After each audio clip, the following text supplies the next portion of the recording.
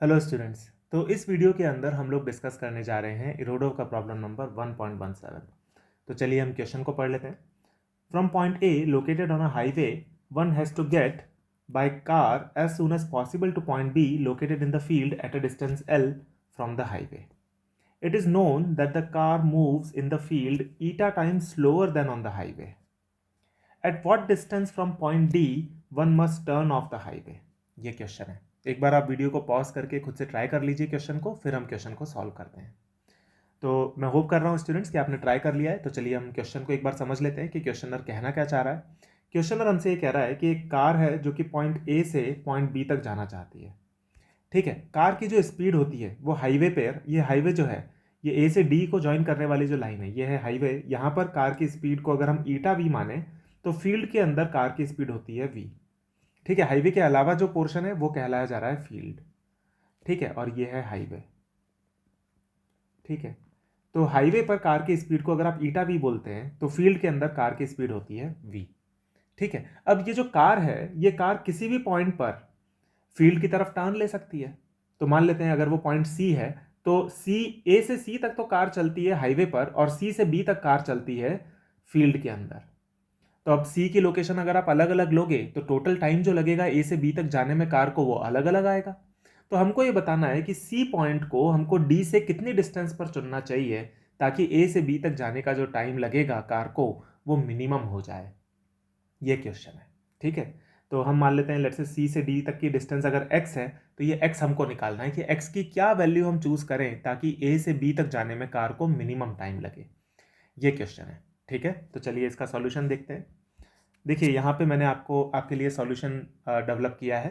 तो देखिए सबसे पहले तो हम ये इसमें मान लेते हैं कि a से d तक की जो डिस्टेंस है, a पॉइंट से d पॉइंट तक के बीच की जो डिस्टेंस है वो k है। तो c से d तक के डिस्टेंस को अगर आप x मानते हो तो a से c तक की डिस्टेंस हो जाएगी k माइनस एक्स। यहाँ पर k कांस्टेंट है क्योंकि a से b तक की जो डिस्टेंस है वो कांस्टेंट है और d से b की जो डिस्टेंस है वो भी कांस्टेंट है, वो हमको दी हुई है l। हमको ये निकालना है कि x कितना हो ताकि a से b तक जाने का टाइम मिनिमम हो जाए। ठीक है, अब हम ये मानते हैं कि लेट्स से टाइम जो a से c तक लगता है लेट्स से वो t1 है और टाइम जो c से b तक लगता है, ये b है एक्चुअली, c से b तक का जो टाइम लगता है लेट्स से वो टाइम t2 है। ठीक है, तो ए से सी तक का टाइम जो है वो t1 है। t1 यानी कि कौन सा टाइम हुआ, t1 है ये वाला टाइम और t2 है ये वाला टाइम। ए से सी तक जाने में t1 लग रहा है और सी से बी तक जाने में t2 लग रहा है। ठीक है, ये दोनों टाइम है। तो अब यहाँ पे हम t1 और t2 के लिए एक्सप्रेशन लिख सकते हैं। तो यहाँ पे हम लिख सकते हैं कि t1 की जो वैल्यू आएगी वो होगी k minus x distance upon speed. ये हो जाएगी t1 की वैल्यू। ठीक है, हमने ए से सी तक की जो स्पीड है, ए से सी तक हाईवे पर जब कार चल रही है तो जो स्पीड है वो ईटा वी मानी है। तो सी से बी तक जाने की जो स्पीड होगी वो वी हो जाएगी क्योंकि क्वेश्चन में हमको इसी तरह का डेटा दिया हुआ है। अब सी से बी तक जाने में जो पार्टिकल को समय लगेगा, कार को जो समय लगेगा वो कितना होगा, वो होगा distance upon velocity. Distance C से बी तक की डिस्टेंस कितनी होगी, x square plus L square का अंडर रूट, क्योंकि डी से बी तक की जो डिस्टेंस है वो एल है और सी से डी तक की डिस्टेंस जो है वो एक्स है। तो पाइथागोरस थ्योरम लगा करके हम सी से बी की डिस्टेंस निकाल सकते हैं, डिस्टेंस अपॉन वेलोसिटी। ये आ गया हमारे पास में t2। ठीक है, अब जो टोटल टाइम लगेगा कार को ए से बी तक जाने में वो होगा t1 प्लस t2। तो यहाँ पे हमारे पास में ये एक्सप्रेशन बन गया टोटल। ठीक है, टोटल टाइम का एक्सप्रेशन आ गया।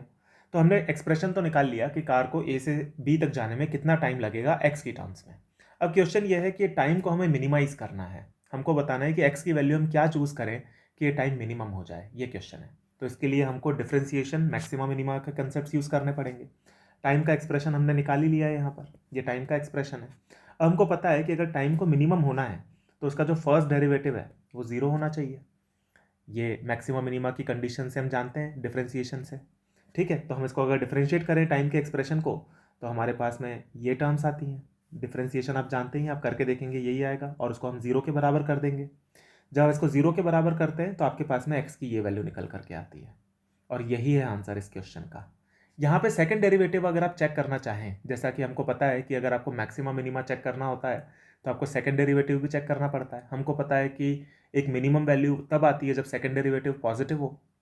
तो आप सेकंड डेरिवेटिव को भी चेक करेंगे तो आपको यही पता लगेगा कि एक्स की इस वैल्यू पर जो हमने यहाँ पे कैलकुलेट की है, एक्स की ये वैल्यू, इस वैल्यू पर सेकंड डेरिवेटिव पॉजिटिव ही आएगा। ये बात को मैं इतना कॉन्फिडेंटली कैसे कह सकता हूँ, देखो यहाँ पे आप इसको इंट्यूटिवली भी समझ सकते हो। यहाँ पर अगर आप देखो तो एक पर्टिकुलर एक्स के लिए टाइम जो है मिनिमम लगेगा। अगर आप एक्स की वैल्यू को कम करोगे तो भी टाइम बढ़ेगा, एक्स की वैल्यू को आप ज़्यादा करोगे तो भी टाइम बढ़ेगा। तो यानी कि एक्स पर मिनिमम ही आने वाला है टाइम। ठीक है, इसको आप सेकंड डेरिवेटिव से अगर चेक करना चाहते हैं तो वो भी आप करके देख सकते हैं और आंसर यही आता है। ठीक है, तो ये हमारे पास में एक्स की वो वैल्यू आ गई जिसके लिए टाइम टोटल मिनिमम आएगा। ठीक है, और x की यहाँ पे जब आप देखेंगे तो एक्स स्क्वायर में इक्वेशन बनती है, तो एक पॉजिटिव सॉल्यूशन आता है, एक नेगेटिव आता है, पर क्योंकि x की वैल्यू नेगेटिव नहीं हो सकती इसलिए हमने पॉजिटिव वाला सॉल्यूशन चूज किया है। ठीक है स्टूडेंट्स, तो मैं होप कर रहा हूँ कि आपको ये सॉल्यूशन क्लियर हो गया होगा और हम लोग मिलेंगे आने वाले वीडियोज़ में और नए कंसेप्ट और नई प्रॉब्लम्स के साथ। Thank you.